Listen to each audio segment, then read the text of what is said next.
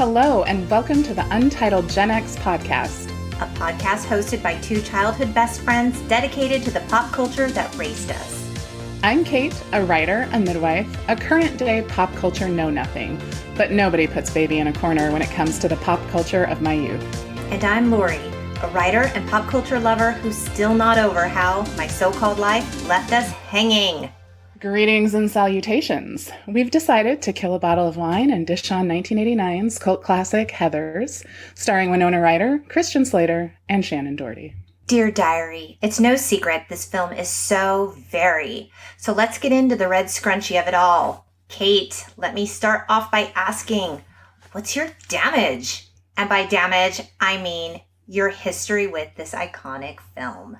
I can't remember. I feel like this was true last time too, that I can't remember how it came into my life or how old I was. I hope for my sake that I was older than I was in 1989 when the movie was actually released, because I would have been 13. Were we 13 in 1989? Oh, that's some hard math. It was released on March 31st, 89, so we were actually 12. Right, but we definitely didn't see it when it was released. No, after, on a VHS, probably we had a blockbuster moment. When I think back on this movie, I feel like I saw it with you for the first time. Do you have that memory, or did I totally make that up? I think that may be very true. Okay. I think that I was patient, but I think I was patient zero of Heathers. I think I saw it before I saw it with you. And then I was like, oh my gosh, you have to see this really cool movie.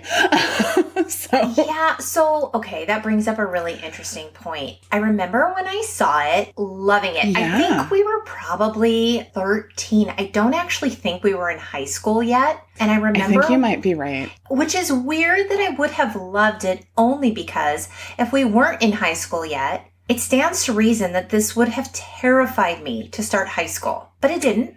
I was like, this movie's awesome. It's so dark and I dig it, which says a lot about me as a Wednesday Addams child or something. I don't know. I do think maybe we were in middle school. And as an adult now, I have lots of feelings about me seeing this movie in middle school. As do I. Now, I don't have a, junior high or middle school daughter, but I do have a son in 8th grade, and I really wouldn't want him anywhere near this movie. Where were our parents? You know what? I know where my parents were, but... It was the 80s. We don't actually have to ask that question. That's not a question.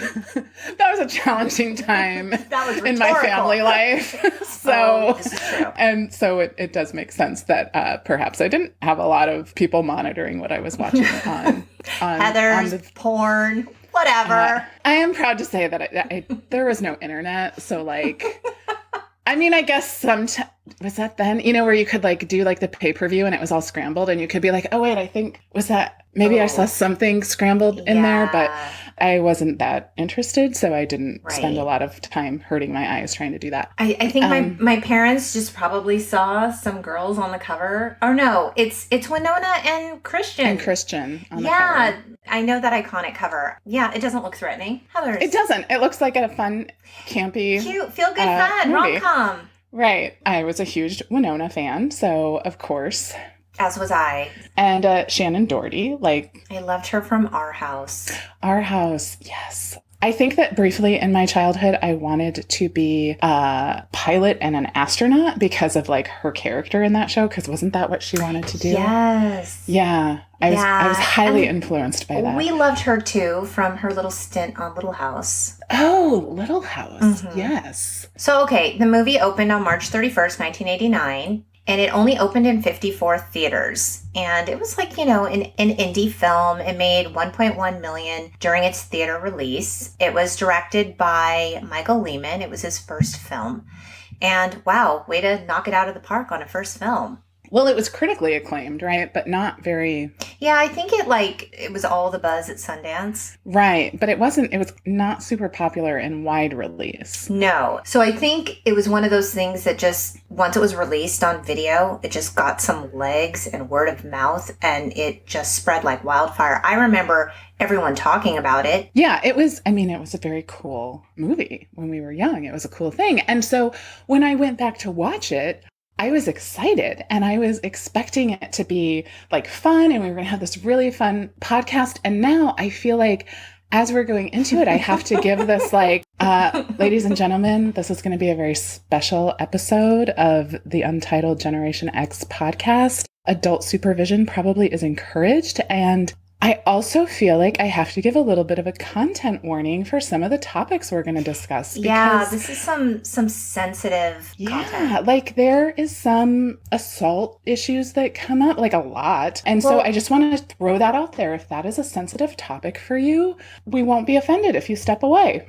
But we hope you don't, because this is going to be an important discussion, I think. I think we can have fun while still talking about what needs to be talked about here. I mean, this movie touches on everything from disordered eating to suicide, fat shaming, school violence. I don't even know. It just, the beat goes on and on. Right. Homophobia. On. Like, yes. I mean, like so many different things. So I think it's just important to mention that because I sort of, in my head was thinking this was going to be just kind of fun, light, and airy. And then as I was watching this, I was like, this is a dark film. so much darker than I remember. And everything that's happened in the world in the last 31 years makes it that much darker. When we were trying to choose what we wanted this episode to be on, I hear is that ice I'm hearing in your glass? It is ice. Nice. Dear listeners, don't worry. I don't have ice in my wine. I just didn't quite make the wine, so I have a different adult cocktail. Okay, well, I'm going to encourage everyone to take a drink. Let's play a little drinking game here. Take a drink every time you hear the ice in Katie's glass. When you hear that. I hear it. Okay, you take a drink. I'll take a drink right now. And you can also take a drink if you hear Lori say, Oh, that's a lot of drinks. Take small sips when you do that. Okay, so should we get into it? Let's get into it. So we open with the red scrunchie. We see Heather number 1. This is Heather Chandler. We see the back of her head. She's putting this red scrunchie in her hair. And you're thinking, what's going on here? And then we pan to 3 Heathers, 3 girls named Heather in a garden playing croquet. And they're just stomping on flowers. They're wearing these, one of them's in red, one of them's in yellow. Shannen Doherty's in a patterned green. I just want to call her name Shannen Heather, but that's what I call her. So let's just go with that. She's Heather Duke, just in case anybody's Shannen Heather, a.k.a. Shannen Heather. Right. And they're wearing these like Oxford shirts, blazers with really aggressive shoulder pads, skirts, Mary Janes, and everyone's mallet. That's called a mallet, right? It is, I think. Okay. All right. I think so. Little hitty thing. Right. The thing you hit the ball with. Everyone's mallet and ball matches their outfit.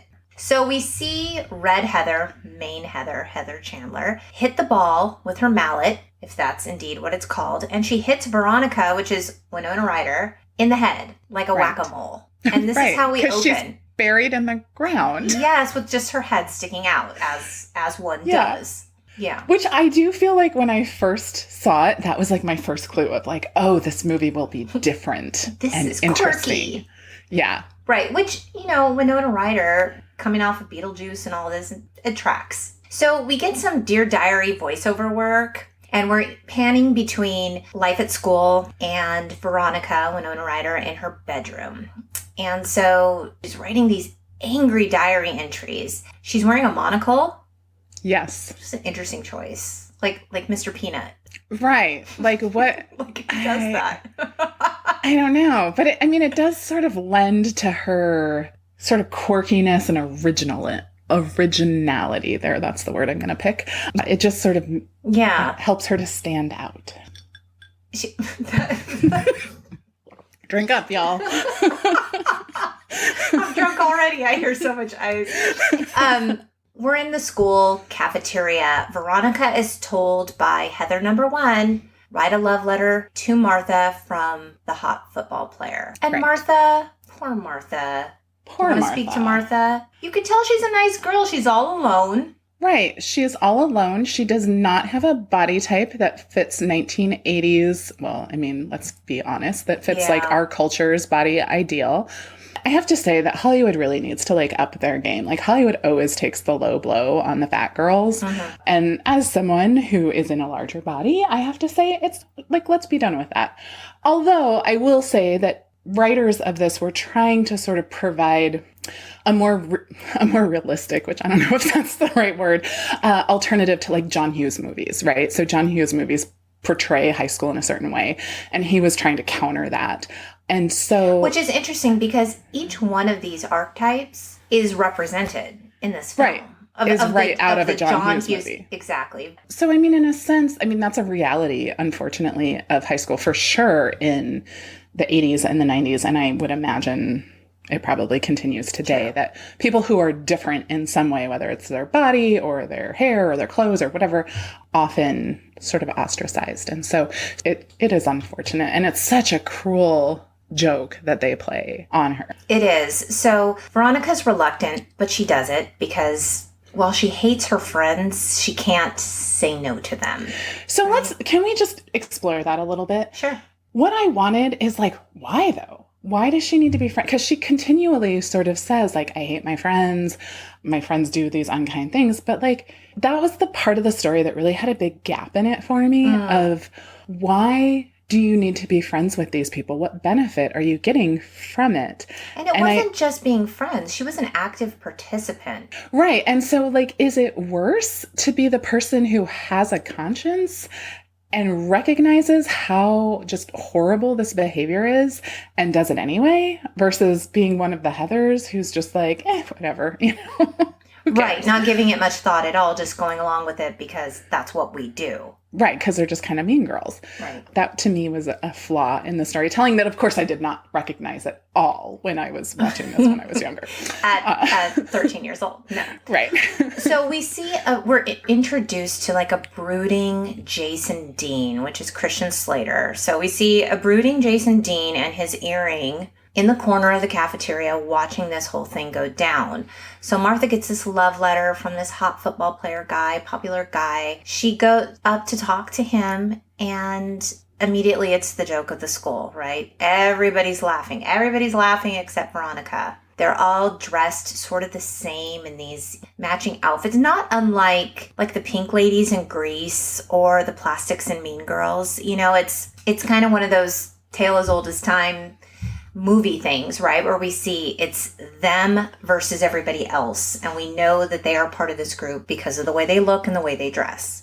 Can we talk about the way they dress though? Because I mean, granted, we did not go to a fancy high school, but have you ever seen anyone who dressed like that in high school? No, Ever? But I think it was just supposed to be so maybe upper crust privileged with these Oxford shirts and these brooches and the jackets and all the things in the hair. They're just supposed to be girls of means and social status is Right. what I'm getting out of it. I mean, it's clearly meant to be a little bit like stylistic, right? Because did you notice how their houses all reflect their colors? So, I mean, obviously in real life, that's not going to be a real thing.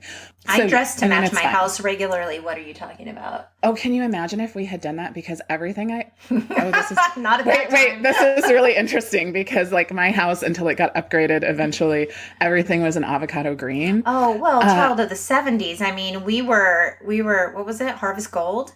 Yeah, you were Harvest Gold and Gold. I was avocado green. But do you know that I wear that color a lot now? It's a good color. It came really back. Yeah, and they call it like olive green, but it's really that same avocado kind of color. So but now you choose it, so it's different. And also now my house doesn't match it. So this whole terrible thing goes down. We end up in the school bathroom where Veronica is filing her nails to purge Heather Duke, Shannen Heather, in this disordered eating situation. Right. That was dark. And gross. And gross. And dark. And take a drink. Sorry. Yeah, I'm sorry. I don't mean to make light of this topic. But again, like definitely an issue for a lot of young women. But also just the way they kind of portrayed all of this is sort of, I don't know what the right word is for it. Like, it's just sort of like, oh, like it nonchalant. happens. Like nonchalant. There you go. Perfect. Mm-hmm. But the thing that I don't think we had necessarily seen before is that the jocks go over to teach Jason Dean / Christian Slater a lesson. And he does. But I do want to say before that, we have to talk about the lunchtime poll that happens first. Oh, okay. Did I get out of order? No, it's okay. But I do think it's important because they decide to go around and take a lunchtime poll. And the question is, you inherit $5 million the same day aliens land on Earth. And they say they're going to blow it up in 2 days. What do you do? So my question to you, Kate, what do you do? Is it weird that my first thought is like, is it possible to buy off the aliens? With the $5 million. Can I use the money? Your currency is no good on our planet. That really means nothing to them. But like, I don't know. That was my first thought. But what's the friend's name from when she was younger? Oh, Betty? Yes. Yes. Winona Ryder's friend from when she was a kid. Yeah. And she says that she'd use it to throw an end to the world party. Which is pretty cool. It is pretty cool. I actually really like that answer. I wasn't original enough to come up with it on my own, but I think that's what I would do. Well, so it was better than JD's answer, which was, I'm going to row out to a lake with some tequila and a sax and Bach. Okay, I was so cringy, eye roll, but Veronica seems impressed. JD, you're deep. You're not like the others. I like this answer. Right. Also, let's talk about Christian Slater a little bit. Because like my memory of him in this movie is like he's of so this hot. like that he's like this like older, like brooding, super hot guy. Right. And then when he came on screen, I was like, he's a baby. You're a woman in your 40s now. And I feel like he often played younger than he actually was, so he may not have been that much of a baby in that moment. Oh my God. Winona Ryder was 15 when filming started on this film. Oh, she was young. She was so young. And in fact, I'm skipping to a little trivia stuff here, but I feel like it applies. Heather Graham and Jennifer Connelly both turned down roles in this movie because their parents didn't want them to Wouldn't do let it. them. I know. Yeah, like it's just too dark. Right. So this is when the jocks decide they want to give him a scare. They act like, assholes, like stereotypical jocks do. What does JD do, Kate? So he stands up and he pulls out a very large gun and he shoots them both. We find out later, of course, that there were blanks in the gun, that he didn't actually shoot them with bullets. Post-Columbine, this was a hard watch. This alone, this is a giant red flag. Giant red flag that everyone just seems to overlook, including Veronica, who's supposedly the smart one. Right, like he doesn't get kicked out of school. It's so he weird. Doesn't, like nothing really bad happens to him. And, which again, like, I think maybe that's a statement that the writers were trying to make about sort of how clueless adults are about what's going on with kids during high school and how serious it can be. With the exception of one counselor who seemed to have, selfish interests, mental health was just completely overlooked in this movie. It was like not a thing. Parents aren't worried. School's not worried. Nobody's worried. So very strange. And then at the time when I saw it when I was younger, it felt like, oh, those mean jocks are kind of getting their comeuppance, but now as an adult and certainly in the world that we live in after Columbine and having him being in that trench coat, exactly. Just made it feel really uncomfortable. Mm-hmm. Like, ooh, I agree. Okay. I agree. I have a son that just graduated high school this year, and that felt really bad to me. Everything in this film felt actually, in truth, pretty bad to me. Yeah, it was really uncomfortable. It was. It was not pleasant to watch. No. Move on to the Remington party, the frat party. And Heather number 1 is going with Veronica, and they stop at a convenience store, and Heather stays in the car. Veronica goes in, and she runs into one JD. We learn some stuff about him. We learn that he's moved around a lot, and the only thing he can count on in his life is a convenience store. He rides a motorcycle, he smokes, he's a cool guy, he's dangerous. We get it. Red flag number 2. Right. Like they have solidly given him the bad boy persona. Like it's locked in by this point. As if, the gun in earlier scenes wasn't it? In case you didn't get it. Right. And BBQ corn nuts. Corn nuts. I don't like corn nuts. Are you a fan? They hurt my teeth. Yeah, they're not good for your teeth. So Veronica's writing in her diary aggressively, very aggressively. Very Lots of writing. aggressive. I mean, when you had a diary, sorry, this is a segue. I wasn't consistent about writing in a diary when I was young, but I went through periods in my life when I did it. And I loved my diary so much that I wanted to have the best handwriting. That's so like you. It is. Like, I wanted like it to you. be so pretty, which is stupid because I didn't want anyone reading it. Oh my God, I'd die. But I wanted the writing to be so pretty, and when I would mess up, it would really upset me. Yeah, but she is just like going to town on this diary. To that topic, before I was a nurse, I was an actor, so I have a degree in theater. And I was in an acting class, and one of our assignments was to journal. And the teacher didn't want to read the journal. She just wanted to see what our writing looked like. That's just what she told you. That's just what they told you. No, she just flipped through it. She didn't read it. I stood there, right, while she was doing it. And she was like, yeah, I think you need to get more in touch with your feelings. And I'm like, what are you talking about? And she goes, your handwriting never changes. Like, whatever you're talking about, it's always the same. So if you're like more in touch with your emotions, like that should be reflected in your handwriting. Interesting. And so like you, I do like things neat and tidy, but I have learned to let my journals reflect my mood. And it is kind of fun when you go back and look and you're like, whoa, what was going on that day? Well, if anyone opened Veronica's journal, they would know. So we're getting these flashbacks to the Remington party, and there's problematic college guys. It's so uncomfortable. Yeah, like watch. I don't even know the right words to use here. There's a lot of issues involving consent. These girls are coercion. These girls are only juniors in high school, and are they? I thought they were seniors. Are they? Are they the same age as the jocks? Because the jocks say they're seniors every other word. I think they are, because she says at one point that she's going to have to send her transcripts to like San Quentin instead of. Still bad. No, it's still bad. Like still bad. I went to one college party when I was a senior in high school, I was there. I think you were. Okay. And it was nothing like that. Okay. So it was nothing like that, but do you remember this? We were with our other girlfriend, she with the curly hair, and a guy came up to she and I, tell me if you were there, he's like, hey girls, how old are you? And we said, 17. We were seniors. He was in college. And he goes, oh, old enough. Oh, I don't think I was there for that. And we weren't into him, whatever, but we were just like, oh, and that became the joke between us, old enough, but it's actually not funny. We laughed at it at the time. Not funny now. These guys are not good guys. And so we're seeing these scenes go back and forth between her writing in her diary and these interactions with these horrible guys.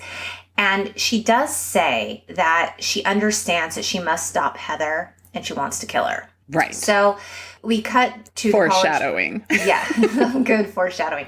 We cut to the party, and Heather engages in some stuff with one of the guys, and Veronica refuses. I think it's worth noting, and I think that I missed this a little bit. Like maybe I got it to a certain point, but how she really doesn't want to. She doesn't want to. And so that's an interesting statement, right? On the pressure that she felt. Like, I think we don't get many glimpses of Red Heather and sort of any conflict that might be there for her. But that is one little glimpse that we get of, that she's kind of this like vapid, annoying person most of the film. But she also feels really caught in this world that she's trying to be a part of. So that's really one of the only glimpses that we get. It's not a very fun glimpse to watch all grown up.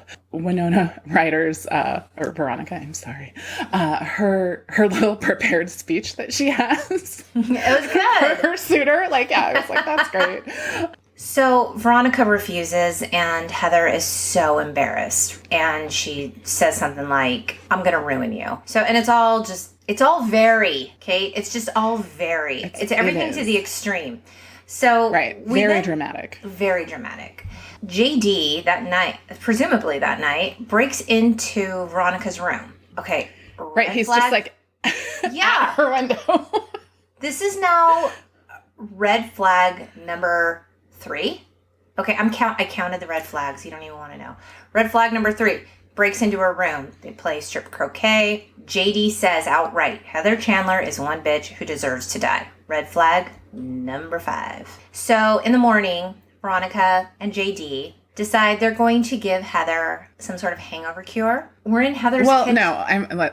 That's actually not what they're trying to do. She's trying to make her puke. Because well, yes, I said she's annoyed with her. Okay, my notes say hangover cure for Heather to make her vomit. I thought it was like hangover cure in floppy air quotes. Right, yeah, like that's what they're going to tell her. But they want her to throw their goal is to make her puke, yeah. Sorry, I didn't clarify. Yeah. So Heather's kitchen is stark white with crazy red accents, just like Heather herself. And JD proposes some sort of like Drano type liquid. So, okay. If you had asked me this right up until this moment of the film, what they had given Heather, I would have said they gave her Drano. Right. Am I wrong? Mind, I mean, it was called something else. It was called Hull Cleaner. So I was like, what the heck is Hull Cleaner? So I Googled it. It's a thing. It's a product. You can buy it. Oh, okay. I assumed it was a Drano.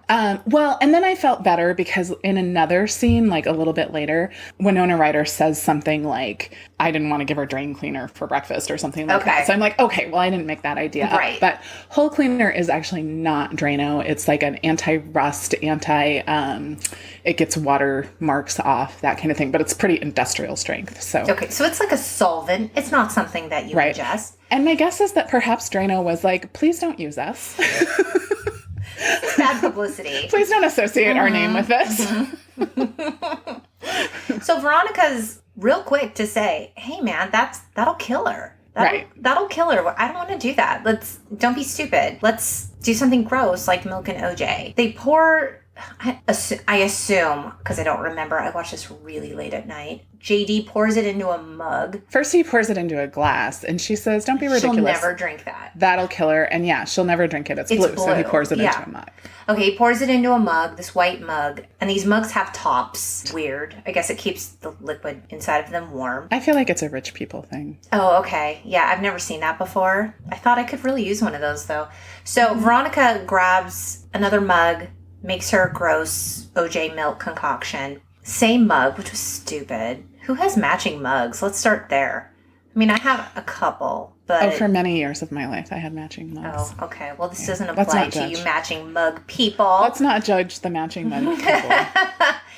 So, it comes time to grab the mug. They both have tops on them. Veronica grabs the wrong mug. JD totally notices.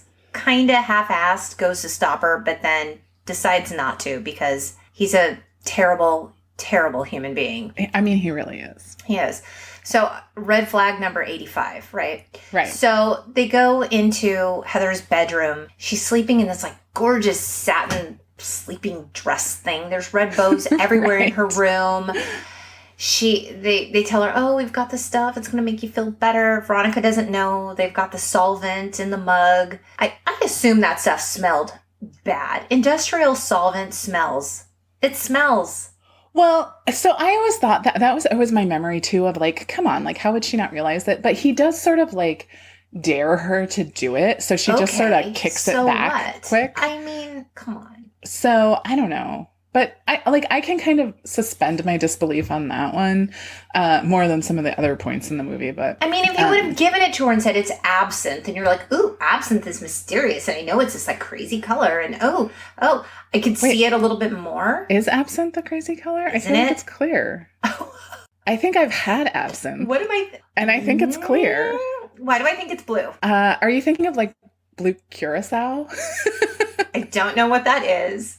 I think it's blue. What color is absinthe? Whatever. Let's suspend the disbelief. So she drinks it. For time. I know. People are like, how far into this movie are we? Oh my God. Okay, so she drinks it. She immediately like grabs her throat. She's choking. It's scary. And she just yells corn nuts and falls into a glass table. Which is like...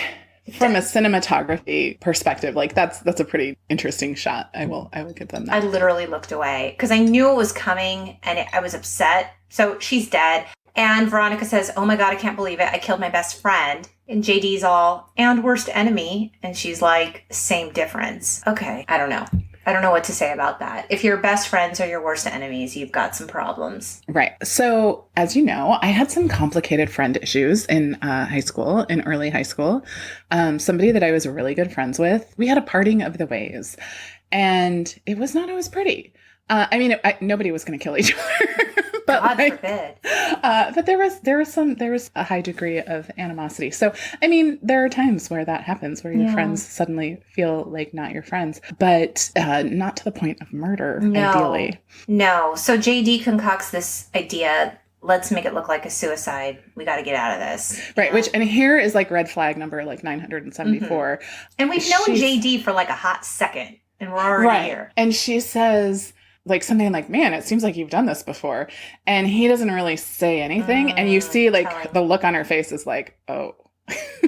So she's already suspicious. Right. So they write the suicide note automatically. Everyone buys it. No investigation. No foul play. Right. Not thinking it's weird that, I mean, because like their fingerprints would have been all over the place. So the police in this town are clearly not doing their job. They're focused on other things. Yeah. So we're back at school. We see Shannen Doherty eating fried chicken. She's got an appetite. There's not a purge in sight. She's doing well. Weird. Heather, what's the other Heather's name? The yellow Heather. McNamara? The cheerleader one. Yellow Heather is like, oh, it's so unfair. We only get an hour off of school instead of a whole day. Oh my God. Yes, that's what's unfair. Right. So it's designed to sort of show like how superficial they are, but I don't know that that's a great reflection of high schoolers because that has never been my observation. Although maybe the way that Heather Duke, who is Shannen Doherty, reacts, where she like runs to all of the different news stations to sort of say how sad she is. Like, but even that's for attention. It's not really right. It's not because she's so really sad. Yeah. We see some interaction between JD and his dad. We learn super weird. His dad is like not a good guy. There's another red flag. We end up at Heather number 1's funeral. Lots of red flowers. It's a weird funeral. Veronica says a little prayer. She says, I just want my high school to be a nice place. Well, that's nice. There's other ways to go about doing that, Veronica, but okay. We end up at a double date in a pasture with Heather number 2, McNamara, and Kurt and Ram and Veronica and some cows. And some cows. They want to tip some cows. The girls aren't impressed. Heather ends up, basically just giving in to one of the guys. I don't know. No, but see, this scene is disturbing to me on multiple levels. And one of them is that she doesn't give in. She's like actively resisting him. She's resisting him and he's just persisting. She is resisting him and she shouldn't have to work harder. I'm not saying that that's her responsibility to work harder, but it's weird that Veronica's not helping her. So that's what's really disturbing about it is that as the rest of the scene plays out, this is just happening sort of in the background and you can see it and Veronica is just like whatever and leaves.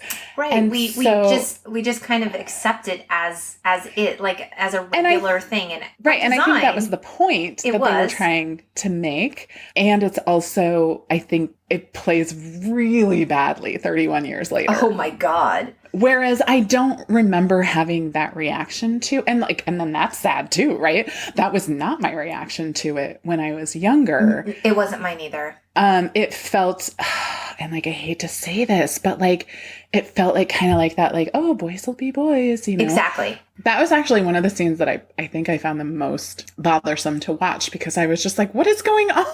I know. How are we just ignoring this? So Veronica's rescued by, floppy air quote again, by JD and just leaves her friend there to be assaulted. Right.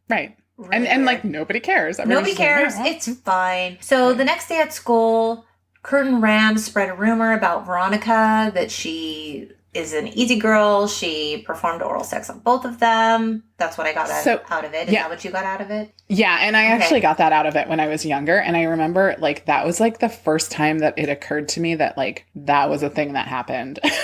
Like, not oral sex, but, like two rumors. At once. No, like, two, like, that I was like, oh, I didn't know that. Oh, I was like, rumors. That people spread rumors, Katie. No, I was aware of that because at that point already in my life, there was somebody in our school that, like, supposedly, who knows what she really did a certain sexual act with a guy. Mm-hmm. And like the tragedy of that is like, and I would never say her name, but to this day, that is all I remember about this girl. I remember her name and I remember what people said about her. And that is terrible. I hate to say this, but I completely echo what you're saying. Well, and I think that, like, I grew up on our bodies ourselves, so I had a very progressive view of things like that. Whether it was true or not, like, I wasn't like, oh, she's a terrible person. But there was this, like, ooh, like, she's a bad girl kind of thing that went around the school. And so, like, to this, like, she, wherever she is in the world, is like this lovely, whole, complete person. And all of these people that went to middle school with her, like, all they remember is that. Yeah. And that, like, isn't that so sad? Yeah. So JD decides, hey, I've got this great idea because he is the master of great ideas. Let's concoct this plan where we can shoot them with some blanks and make it look like they shot each other because they were really secret lovers and felt ashamed about it. Right. With this fancy kind of bullet with a German name. I didn't make that note. that only pierces the skin and causes bleeding, but it's really just a tranquilizer. Because that happens. Plausible. I thought Veronica was smart. I keep going back to that, but okay.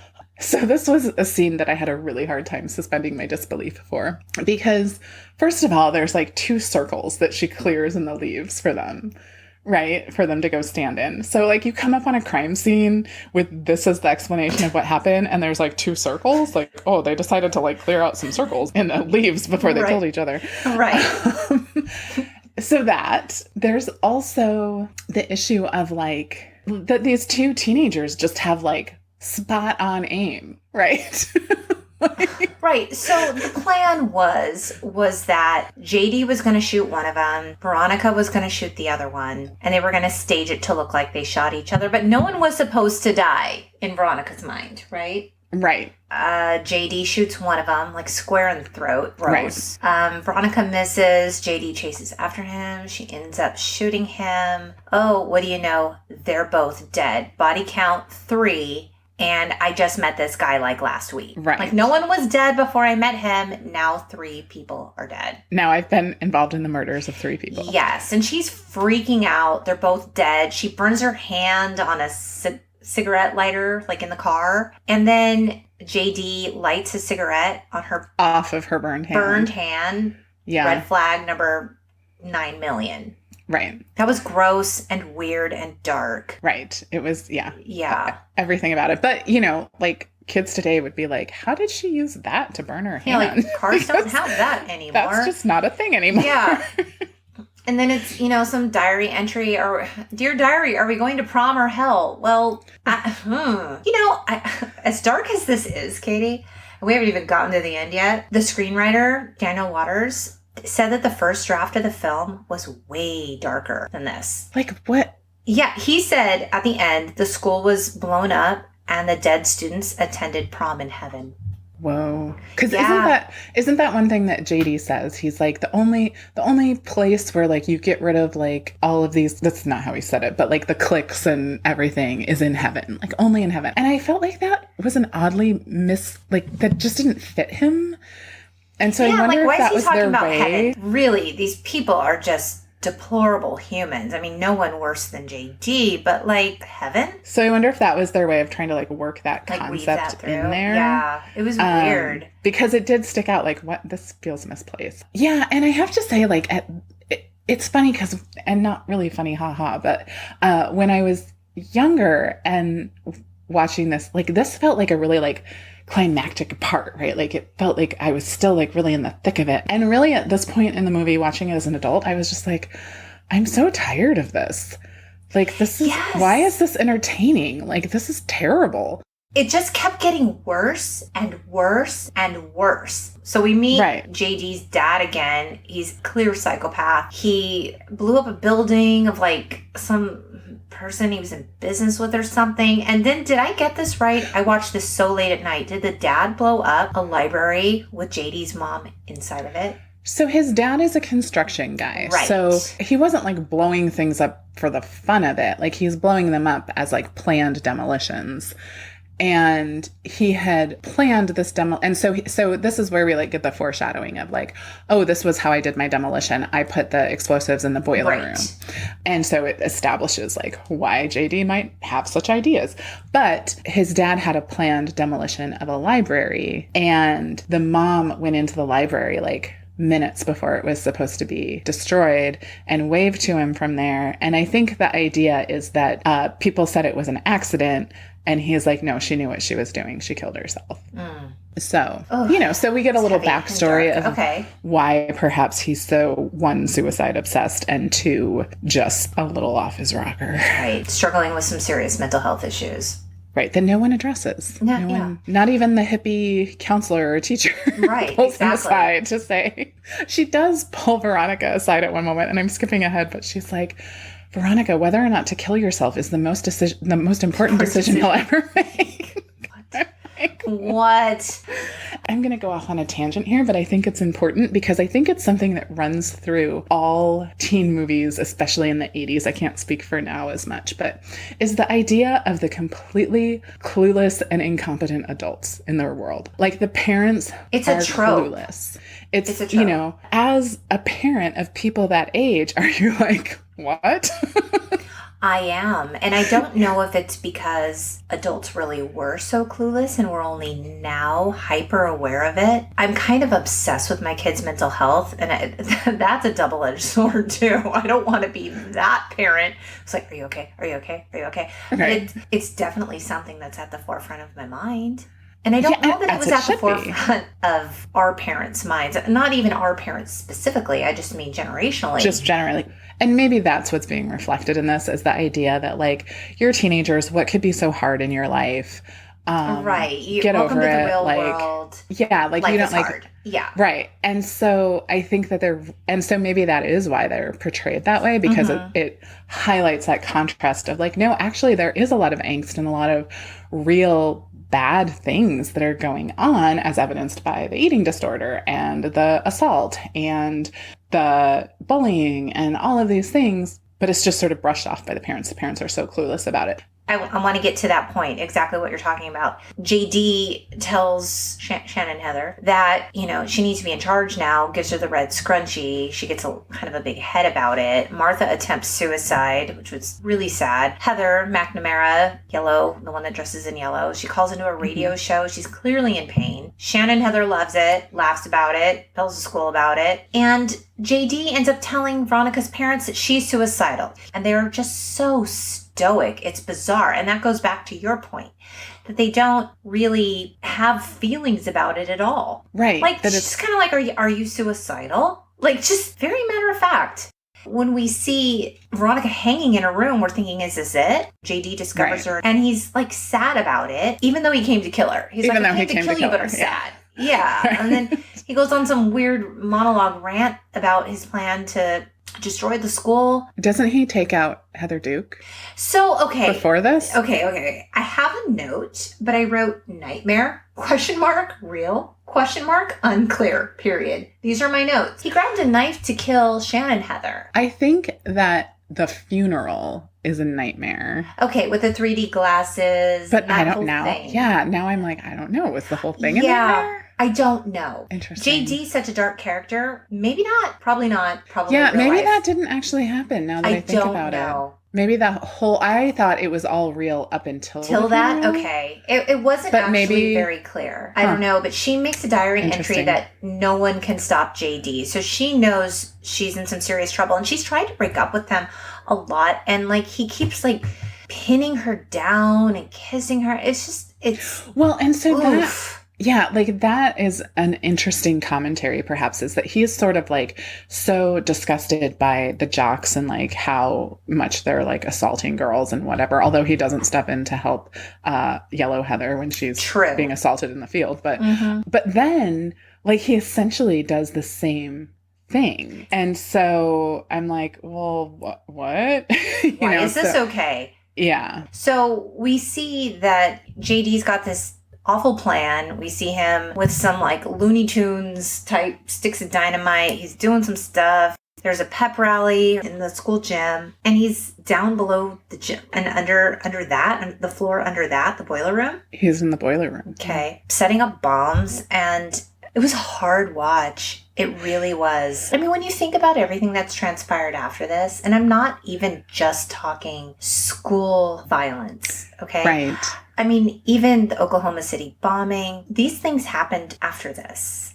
Well, and I can't really speak to this appropriately, but you just have to wonder, like, how did this as a piece of pop culture feed into ideas like that maybe some misguided people took from it? Because that was part of the original Columbine plan, was to blow up the school. It didn't work.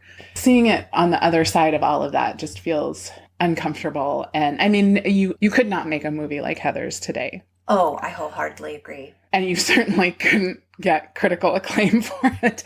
And I have such mixed feelings about it because, like I said, it does highlight some of these issues as like real issues for teens. And yet it was almost like foreshadowing in all the worst ways. Right. It was a commentary on society. But it was almost like it. Right, because high school is society. Isn't that what JD says? Oh, yes, he does. Like, I have that note here. He says, nobody loves me. And then he mentioned something about the school was society. Okay. So there were some points made, but I still, like, the impression that I walked away with as a young person watching it was, I'm like embarrassed to say it now, that like they were kind of the cool kids. Like they were kind of these cool badass kids that like did this thing, and that like really Winona was like the most badass, right? Because she was the one kind of still standing at the end and whatever. But what? No, she killed her friends. Okay, yeah, she did. How did she like fell under the influence of this like bad dude? Phoenix Rising. I know, it's weird because she emerges from the school. You know, there's all this going on with JD in the boiler room. They're fighting. She shoots him.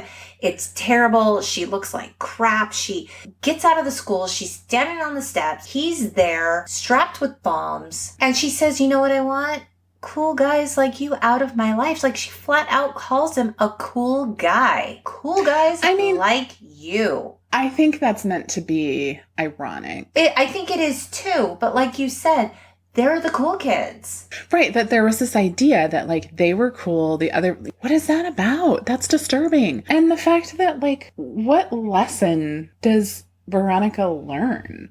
Like, yes, in the end, does she befriend Martha? Yeah, okay, that doesn't undo 3 murders. That doesn't undo but that. Like, what did she? And she saved the school. Okay, good for her. Okay. No, and that was important. She was a heroine in that, but there was some serious damage. I mean, these are 3 people. Even if they were deeply flawed individuals, they were still sons and daughters. They were still people who could have gone on to learn things and redeem themselves and become important. And they do throw that in just a little bit with the jocks, because the one dad is like, you know, like, I love my dead gay son. Yeah, so you get that. And then they like make a joke about it. Right. And then the little sister turns around. So you do get this moment where you're like, oh, like they are monsters. I don't know that it's like, oh, the message is subtle. I think the message just isn't really fully formed. And that's too bad. So let me ask you this, because we're at the end of the movie. She walks into the school totally fried, hair crazy. She takes a red bow, or the red scrunchie bow, whatever. Right. Puts it in her hair like, I'm in charge now, and decides to make a movie date with Martha for prom. Okay, good on you, Veronica. But is this a happy ending? The school didn't get blown up. Yes. But like, did you feel satisfied with that ending? Did you think, that was a good movie? Or were you like, I never want to see this again? When I was younger, I was like, see, Veronica was a good person all along. I don't think that's the right message.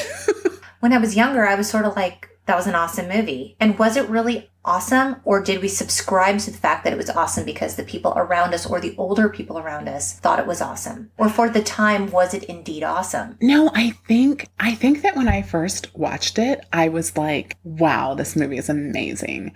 It's probably fair to say we had never seen dark humor, dark comedy before. I don't know that I had. No, I think I'd not seen that genre of film. Certainly not with that many A-list actors in it. Right. It was very mainstream. It was very mainstream for the kind of film that it was. Mm-hmm. And because it sort of got the teen angst part of it right, maybe there was part of me as a young person that felt a little seen, or maybe I just didn't take it as seriously. Maybe the ridiculousness of it. I think that's what it was. So maybe because then it was so ridiculous. It didn't seem like this was a thing that could actually happen. Right. And like now it doesn't seem so ridiculous. And I think that herein lies the rub. So I think now, knowing what we know now, right, living the 31 years we have lived since, it's uncomfortable. I could go on record saying it's uncomfortable. And I know this is a beloved cult classic. I know people have a history with this film. It was part of their lives growing up, as it was for you and I. Right. But I do encourage listeners to go back and watch it again to see if you really feel how you felt back then, because it didn't inspire the warm fuzzies with me. I don't know that it ever did. I don't know that I was ever like, feel good. But I was expecting it to be fun, though. I was expecting to have like this fun trip down memory lane. Yeah, and I was like expecting it to be funnier. It's dark humor. Okay, we'll call it what it's called. But I actually thought that I would maybe enjoy it more. The whole thing about dark humor is that it's uncomfortable. It's supposed to be uncomfortable. It's supposed to make you think. It's supposed to be ridiculous, but it doesn't actually feel ridiculous. And I think that's why. Her head in the grass in the opening scene, like, that's ridiculous, right? Right. Like, so maybe it is. I think that we may have hit on the answer that, like, at that time in our lives and in the life of like the greater culture, these things seemed so outlandish, so overly exaggerated, right? Even like, so maybe like the scene with Heather in the cow field, or, you know, how big of a bully the guys were, like it seemed overdone. And I think as we're looking at it now, we're like, yeah, actually that's not overdone. And now it's just uncomfortable. Right. And so there was just a different level, I think, of cultural awareness of those things. I'm sure all of those things were happening, hence the reason they got put into the film. Mm-hmm. But I don't think that maybe we all recognize that they were happening at the level that they were, as frequently and as badly as they were. The director, Michael Lehman, said there were plenty of people at the time who thought the humor was irresponsible and that the choice of subject was not something that should be put up for satire. And, you know, I just rolled my eyes and said the most horrific topics should be the ones that are best suited to satire. I think if this kind of subject matter or these issues are brought to light in a way that encourage conversation and bring awareness, like you said, I think it's done its job. But it is a question. Is it irresponsible? Are we crossing a line at some point? And at the time this was made, maybe the answer to that question was no. Maybe it wasn't irresponsible. Maybe it was the most responsible. Was this irresponsible? Had our parents seen this film and it actually inspired conversation with our parents? No, and it is one of those things, though, that I do wonder. So for people listening, obviously you don't know this, but my mom passed away when I was 12, so shortly before this movie came out. And I had a very involved mother. So I have no doubt that if Eleanor were around, that right, she would have watched this movie and we would have had a very long discussion about it. And I would never have been allowed to watch it again. And it would have actually inspired some important conversation. And so it would have, and I would have been really uncomfortable for all of it. Heather's lives on. Apparently there's a musical. I don't actually know much about it. And they decided to create a TV show. And what's interesting, though, is... Wait, there's a Heather's TV show? Yeah, it actually got...